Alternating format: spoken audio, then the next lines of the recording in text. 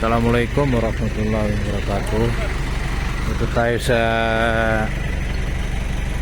Barangay Nabalawag sa Municipality of Barira para sa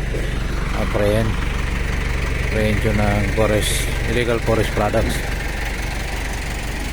So, dito na yung taga LGU at saka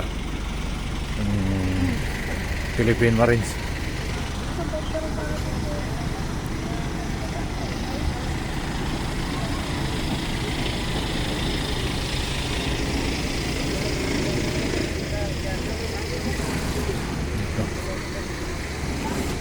Dito rin tayo nakauli ng malaking kahoy.